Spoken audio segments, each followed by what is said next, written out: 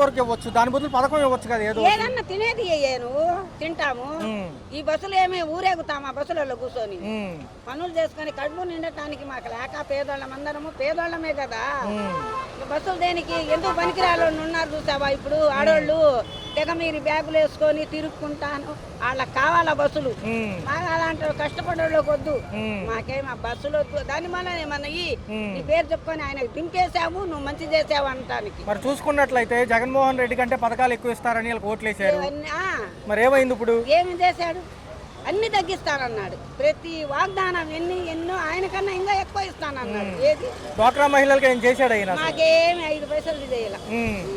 నిజంగా నమ్మి మోసపోయారు అందరూ. ఖచ్చితంగా ఆయనకు మోసం చేశాం ఆడవాళ్ళందరూ. మేము వేసింది ఆయనకేనా, ఈయనకేయలేదు ఉన్నమాట అంటున్నాను. ఆమె వేసిందే అయితే రాలేదు, మోసం చేసేసారు ఆయన. మరి చూసుకుంటే అన్ని పథకాల్లో డబ్బులు ఎక్కువ ఇస్తానన్నారు. తల్లికి వందనం ఏమైపోయింది, మహిళలకు డబ్బులు ఏమైపోయినాయి? అసలు ఈ పిల్లలకు ఏందో బళ్ళో వేస్తానన్నారు, అవి ఏమైపోయినాయి? ఆయన నెలొచ్చాలకు వేస్తున్నాడు 3 నెలలకు ఒకసారి 18,000 ఇస్తానన్నాడు. 18,000 ఇస్తున్నాడు మాకు. ఇప్పుడేది ఆయన ఏం చేశాడో మాకు తెలియదు. మా పనులు మాత్రం బాగానే చేశాడు. గతంలో ఆరోగ్యశ్రీ ఉండేది, అది కూడా తీసేశారుగా. లేదుగా ఇప్పుడు పోతేను అదే బోర్డు పెట్టేసి ఆయన రావాలా, వీళ్ళు మెట్లు దిగి ఎక్కాలకే ఉన్నోళ్ళ పానం పోతుంది. అది మరి ఆయన వస్తాడా మళ్ళీ? మరి పథకాలు వీళ్ళు అమలు చేయట్లేదుగా. ఆయనే వస్తాడు. ఈసారి మోసపోయారు, ఇంక మోసపోరు. ఎవరో కడుపుకు అన్నం తినని వాళ్ళు వేస్తారు. పవన్ కళ్యాణ్ ఏమో పైన కింద ఏదో చెప్పాడుగా, ఆయన ఏం చేయలేదు. ఎక్కడ ఆయన సినిమాలది చూసుకొని ఆయన డాన్సులు వేసుకొనే సరిపోతుంది. మాకేం చూస్తాడు ఆయన? ఎవరికో వాళ్ళకి తగిన వాళ్ళకి చేస్తున్నాడు, మాలాంటి వాళ్ళకి చేయలేదు ఆయన. అది వచ్చాడు అసలు వరదలప్పుడు అసలు ఎందుకు వచ్చాడు? నన్ను రావద్దన్నారు, నేను రాలేదన్నారు. నన్ను చూసి కొడతారు అని రాలేదు పవన్ కళ్యాణ్. ఎందుకు వచ్చాడు? చెప్పాడు మీకు అన్ని నేను చేస్తాను. ఆడేం చేస్తాడు? ఎదవాలని చెప్పాడు. అవ్వ తాతలకి అమ్మమ్మకి అన్ని డబుల్ పథకాలు అన్నాడు. అవ్వలేదు, తాత లేదు, జేజీ లేదు, ఎవ్వరు లేరు. మరి కార్యకర్తలు కష్టమే మాకు తప్పుకోలేదు. ధరలు ఎలా ఉన్నాయి? పెరిగిపోలా? బాగా పెరిగినాయి. కరెంట్ ఛార్జీలు అదేంటంటేను మీటర్కు ఆయన వచ్చి చూసినందుకు వీళ్ళే మేమే కట్టాలంట. కరెంట్ చూసినందుకు నీకు 15, నీకు 15, నీకు 15, నీకు 18 అన్నారు. ఏమైంది? నీకు 15 తల్లులు ఎంత మంది ఉన్నారో? నీకు 4 ఉన్నారు ఇంట్లో. 4కి 4 15 నెలకు అందరు ఎగేసుకొని అబ్బో మనకు ఈయన ఇచ్చేది 18,000 అయిపోతే ఈ నెల చాలకు మాకు 6,000 వస్తున్నాయిలే అని వాళ్ళు బాధపడ్డారు. అది రేషన్ కార్డులు ఎత్తేసాడు, పెన్షన్ పీకేసాడు. ఎన్ని వేస్తున్నారు? తీసుకొచ్చాము. దాంతోపాటు సంక్షేమం అనేది ఉగాది తర్వాత ఇస్తామని ప్రభుత్వాలు అంటున్నాయి. ఏమంటారు? కొంచెం సమయం ఇవ్వచ్చా? అది అంటే ఈయన వచ్చిన తర్వాత ఏం వస్తున్నాయి, ఏం అమలు చేస్తున్నారండి? ఏం అమలు చేయట్లేదు. ఫ్రీ బస్సులు అన్నాడు, ఆ బస్సులు రావట్లేదు. స్కూల్ ప్రైజ్ అన్నాడు, అది లేదు. గ్యాస్ బండ్లు అన్నాడు, అది లేదు. అసలు నేను నమ్ముకున్నందుకు జనాలందరూ బాగా ముంచేసాడు. చాలా మందికి అనుమానం ఏంటంటే ఒక పక్క ఖజానాలో డబ్బులు లేవంటున్నారు, ప్రతి కేబినెట్ మీటింగ్ లో పథకాలు. ఖజానాలో డబ్బులు లేనన్నప్పుడు అప్పుడు అలాగే ఇచ్చాడు, ముందు మాట హామీలు అలాగే ఇచ్చాడు. అది తప్పు కదా. జగన్ గారు అన్ని చేస్తాంటే జగన్ గారు అలా చేస్తున్నాడు. ఇది ఒక లండన్ అయిపోద్ది, ఇది అయిపోద్ది, అది అయిపోద్ది. మరి ఈయన అలా చేశాడు. అలా చేసేటప్పుడు ముందు ఆలోచించాలి కదా. ఇప్పుడు చాలా మంది మీటింగ్ పెట్టారు ఇదే అంశం గురించి. ఇప్పుడు ఒకసారి స్కూల్ పిల్లల్ని అడగండి, ఒకసారి వాళ్ళు చెప్తారు. ఏకేబిటి స్కూల్ దగ్గరికి వెళ్ళండి, ఒకసారి అంత ఇబ్బంది పడుతున్నారు. ఏదైతే అకాడమిక్ ఇయర్ కూడా అయిపోవచ్చింది, చూసుకుంటే కొత్త అకాడమిక్ ఇయర్ కూడా వస్తుంది. 8 నెలలు అంటే దగ్గర సంవత్సరం పాలన. మరి ఎలా అనిపిస్తుంది? డబ్బులు లేవంటున్నారు, ఒక పక్క కేబినెట్ మీటింగ్ లో పథకాలు అమలు అవుతుంది. అసలు ఎక్కడ జరుగుతుంది? ఇదంతా చేసేటప్పుడు అమలు చేసేటప్పుడే చెప్పాలి సార్. ఇప్పుడు కరెక్ట్ కాదు. ఇంకా మనం ఇంకా నమ్మి ఓటేసినందుకు బాగా చేశారు, ఇంకేం చేస్తాం? ఇంకా ఏదేళ్ళు భరించాల్సింది. అలాగే ఇవాళ పొద్దున్న చూసుకుంటే షర్మిల గారు కొన్ని వ్యాఖ్యలు చేశారు. ఎలా అనిపించింది? ఏదో ఆస్తి గురించి అంటున్నారు, విజయసాయి రెడ్డి గారిని ఏదో ప్రొవోక్ చేసినట్టుగా చూస్తున్నాయి కదా సార్. ఆ గవర్నమెంట్ వస్తే వాళ్ళ మీద, ఈ గవర్నమెంట్ వస్తే వీళ్ళ మీద, ఇదంతా ఎప్పటి నుంచి వస్తానే ఉన్నాం మనం. ఒక పక్క సీనియర్ నాయకులు ఏమో వలసలు కడుతున్నారు మాజీ ప్రభుత్వాల నుంచి, ఒక పక్క ఏమో కొంతమంది కాంగ్రెస్ నుంచి ఎరికారు. శైలజనాథ్ రెడ్డి గారు అని మొన్న జాయిన్ అయ్యారు. ఎలా అనిపిస్తుంది ఈ అంశాలన్నీ? పార్టీ బలోపేతం అవుతుందా, లేకపోతే పేదవాడి పరిస్థితి? పేదవాడి పరిస్థితి అంతే సార్. ఇప్పుడు పేదవాడిగానే ఉంటున్నాడు. పేదవాడిలో కొత్తగా ఇది వచ్చింది ఏమి లేదు, కొత్తగా ఏదో ఇది చేస్తారని ఏం లేదు. గవర్నమెంట్ వాళ్ళు వచ్చిన తర్వాత వీళ్ళ మీద కేసులు పెట్టడం, వాళ్ళ మీద కేసులు పెట్టడమే కానీ కరెక్ట్గా చేద్దాం, ప్రజలకి చేద్దాం అన్నది మాత్రం ఏం లేదు ఎక్కడ. వీళ్ళేంటి అంతసేపు పగలు తీర్చుకోవడమే. పోయిన సంవత్సరం గవర్నమెంట్లో మమ్మల్ని ఇచ్చేసారు, ఈసారి గవర్నమెంట్లో మనం వాళ్ళని ఇచ్చేయాలి, ఇది చేస్తున్నారు చెప్తే కానీ ఏం లేదు అక్కడ. పథకాల అమలుకి గతంలో ఏంటంటే కరోనా ఉన్నప్పుడు బటన్ నొక్కిన పని అయ్యేది, ఇప్పుడు అసలు ఎందుకు అవ్వట్లేదు? జగన్ గారు వచ్చిన 5 సంవత్సరాల్లో 2 సంవత్సరాలు కరోనా ఉంది తీసాడు. 3 సంవత్సరాల్లో ఆయన చెప్పింది చెప్పినట్టుగా చేశాడు, మాట మీద నిలబడ్డాడు, మగాడిలా చేశాడు. రెండోది ప్రతిదానికి కూడా సాక్ష్యాలు చూసుకుంటే ప్రణాళిక ఉంది. రెండోది వాలంటీర్ల దగ్గర నుండి ఇచ్చారు ఇవన్నీ కూడా. అవును, అసలు ఇప్పుడు వాళ్ళు కూడా లేరు. ఇప్పుడు వాళ్ళు కూడా లేరు, వారంటీర్లు లేరు కదా అసలు. ఏదైనా ఆయన గవర్నమెంట్ ఆయనదే సార్. మగాళ్ళలా చేశాడు, మగాళ్ళలాగానే ఉన్నాడు. ఏంటి సార్ మరి ఏంటి పవన్ కళ్యాణ్ గారు ఏంటి దూరంగా ఉంటున్నారు ఈ మధ్య, ఎందుకంటే అది తెలియదు మనకి. పవన్ కళ్యాణ్ జ్వరం వచ్చింది అన్నారు, వైరల్ ఫీవర్. ఆయన అసలు ఎప్పుడు ఏం మాట్లాడతాడో ఏం తెలియదు సార్ అసలు. కానీ పవన్ కళ్యాణ్ కొన్ని చేస్తున్నాడు, కానీ ఆయన్ని కూడా చేయనీయకుండా చేస్తున్నారేమో అని కొంచెం డౌట్. కార్యకర్తలకు గతంలో అన్యాయం జరిగిన మాట వాస్తవమే, ఈసారి జరగనివ్వను అని చెప్పి మళ్ళీ ప్రణాళిక వేస్తాను. పవన్ కళ్యాణ్ అయితే నెంబర్ 1 అండి. ఆయన చేయనీయాలి కదా ముందు ఇల్లు. ఇప్పుడు ఆయన మొన్న వచ్చాడు, ఆయన ఆలోచనలు అయితే మా బంగారులాగా ఉండే ఆయన ఆలోచనలు. కానీ ఆయన చేసే విధానం బట్టి పక్కన వాళ్ళు చేయనిచ్చాలి కదా. ఆ రెడ్ బుక్ పక్కన పెట్టేసి సంక్షేమం అమలు చేస్తే బాగుంటుంది అంటున్నారు. పక్కన పెడితే బాగుంటున్నారు. మరి వాళ్ళు చేస్తే బాగుండు. ఆయన పవన్ కళ్యాణ్ చేయనీరు, ఆయన పక్కన పెడతారు అంతసేపటికి. మేము అప్పట్లో కరోనాలో అమలు చేసాము, మీరు ఎందుకు చేయట్లేదని. సంక్షేమంతో పాటు అభివృద్ధి 2 కళ్ళు అంటున్నారు ఈ ప్రభుత్వాలు, ఎలా అనిపిస్తుంది? ప్రభుత్వం పథకాలు అనేది ఒకటి సార్. ఇప్పుడు మనకు కావాల్సింది ప్రజలకి, పేద ప్రజలకి నాణ్యమైన విద్య కావాలి, మెడిసిన్ కావాలి, ప్రభుత్వం నుంచి గవర్నమెంట్ హాస్పిటల్ నుంచి మంచి వైద్యం కావాలి. నెక్స్ట్ మన పోలీస్ శాఖ కరెక్ట్గా ఉండాలి. ఈ 3 ఉంటే ఏ అమ్మ ఒడిలు అవసరం లేదు, ఎవరికి ఏం చేయాల్సింది కూడా అవసరం లేదు, ఏ ప్రభుత్వం కూడా. ఇవాళ పొద్దున్న చూసుకుంటే షర్మిల గారే అంటున్నారు మాకు చాలా తగాదాలు ఉన్నాయి, ఇంకెక్కడ ఉంది మీకు ఉదారత అంటున్నారు. అది ఈ ఒకటి సార్, ఇది ఫ్యామిలీ మ్యాటర్స్ అనేది రాజకీయాల్లో తీసుకురాకూడదు. ఎవరికి ఇష్టం వాళ్ళది, అంతవరకే. ఏదైనా ఏ మంత్రి వచ్చినా, ఏ ముఖ్యమంత్రి వచ్చినా చేయాల్సింది ఏంటంటే ప్రజల కోసం వచ్చినప్పుడు ప్రజలకి మంచి చేస్తే చాలు, ఇదే కోరుకుంటున్నాం మేము. అంటే ఇంట గెలిచి రచ్చగలమన్నారనే సామెత ఆవిడ చెప్తున్నారు. మరి ఎలా ఉండబోతుంది అంటారు? ఎందుకంటే అన్యాయం జరిగింది నాకు అంటున్నారు షర్మిల గారు ఈ విషయంలో. అదంతా యాక్చువల్గా వాళ్ళ ఫ్యామిలీ మ్యాటర్ సార్, మనం మాట్లాడకూడదు. 100 పుకార్లు వస్తాయి, దానికి కాదు. కరెక్ట్గా వర్క్ చేసే వాళ్ళం ఎవరైనా సరే, చంద్రబాబు నాయుడు కానివ్వండి, జగన్ కానివ్వండి, ఎవరైనా కూడా కరెక్ట్గా చేస్తే మంత్రి ఈసారి కాదు నెక్స్ట్ టైం కూడా అతనే వస్తారు. జగన్ అన్న 2.0 సూపర్ 6 అమలు అవ్వలేదు, నేను ప్రజల్లోకి వస్తానని ఆయన. సార్ ఇప్పుడున్న పొజిషన్లో 2.0 2.A ఇదంతా కాదు.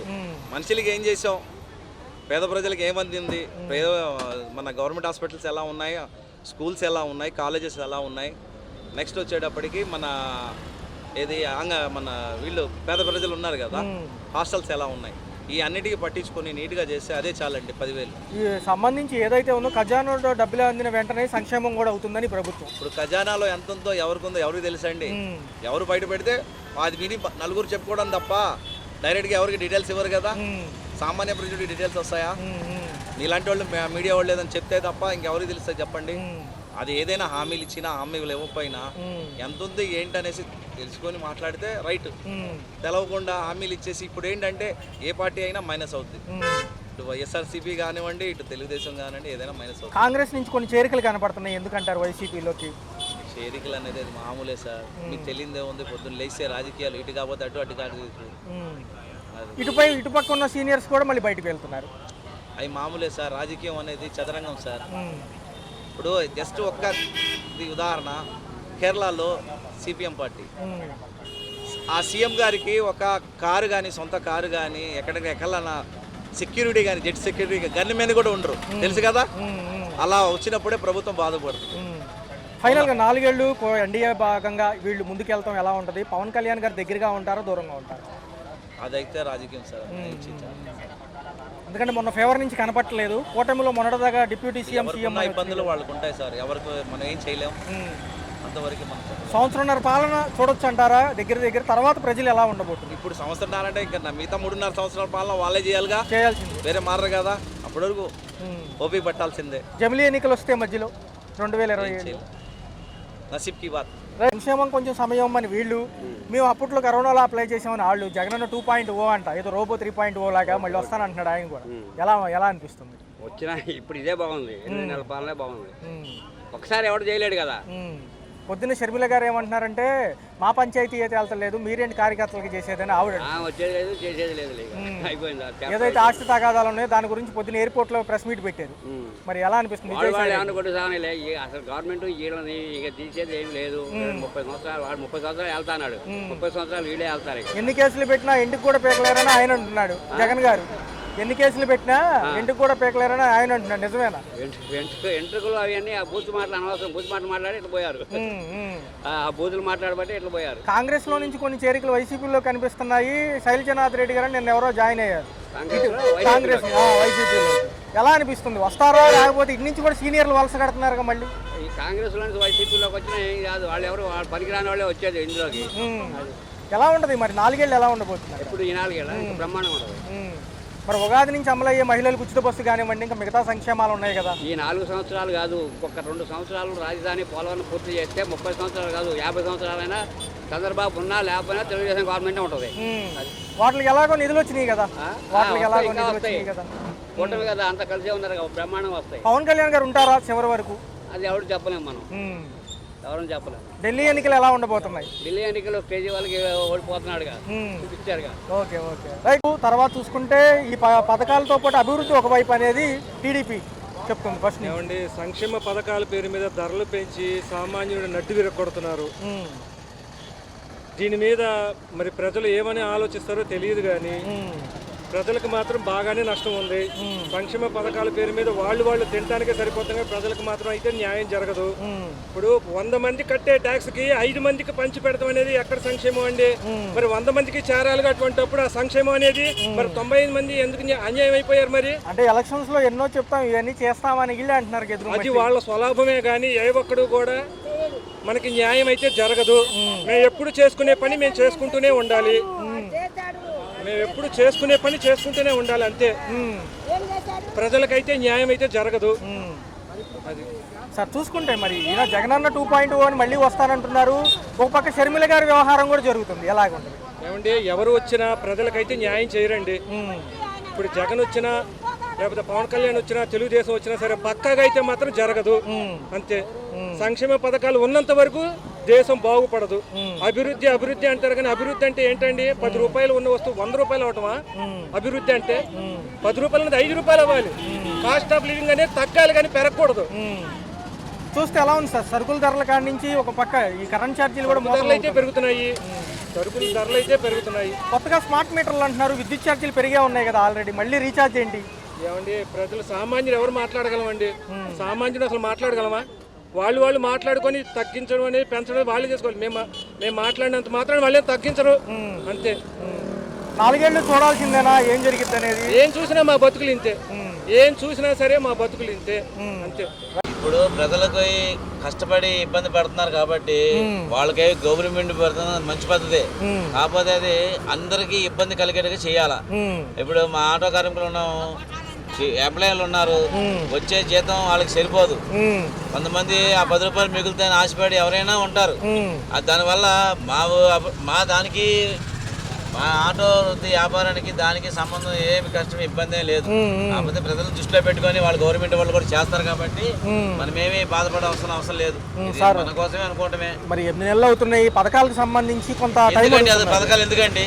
ఇప్పుడు ఆ పథకాలు తీసుకుంటాం వల్ల మనకే నష్టం, కానీ దేనివల్ల ఉపయోగం ఏంటి? మళ్ళీ కేసులని ట్యాక్సీలని అన్ని మన్నెత్తిన పడతాయి తప్ప ఏమి లేదు. మనిషి ఎప్పుడైతే ఫ్రీగా వస్తుందని ఆశపడకుండా ఉంటాడో అప్పుడు దాకా మనకి ఈ బాధలు తప్పవు.